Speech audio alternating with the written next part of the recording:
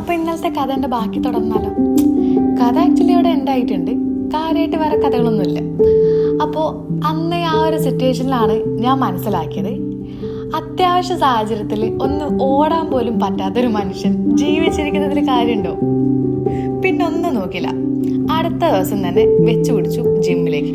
അടുത്ത ദിവസം അല്ലായിരുന്നു, ആക്ച്വലി ഒരു 2-3 ദിവസം കഴിഞ്ഞിട്ട് മെല്ലെ പോയിട്ട് ജിമ്മിൽ ജോയിൻ ആക്കി. പിന്നെ ഇപ്പോൾ വേണമെന്നുണ്ടെങ്കിൽ ഒരു മാരത്തോൺ വരെ ഓടാൻ എന്നെ കൊണ്ട് പറ്റും.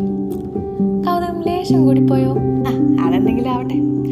അപ്പോൾ ഞാൻ മൊത്തത്തിലൊന്ന് പറഞ്ഞു വന്നത്, അത്യാവശ്യ ഘട്ടങ്ങളിൽ ഓടാനും ചാടാനും നിൽക്കാനും വരെ ഒരാരോഗ്യമില്ലാത്തൊരു മനുഷ്യന്മാർ ജീവിച്ചിരുന്നിട്ട് ഒരു കാര്യമില്ല.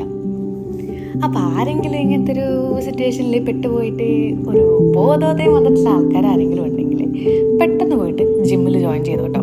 കാരണം ഒരു പട്ടി കടിക്കാൻ വന്നാലെങ്കിലും ഓടി ആരോഗ്യം രക്ഷപ്പെടുത്തണ്ടേ?